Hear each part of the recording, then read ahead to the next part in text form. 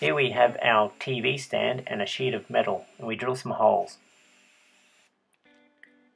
We bolt the metal sheet to the TV base.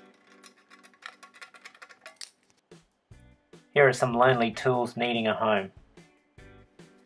It's a great way to store your pliers and things with handles. You can even store clamps on it as well.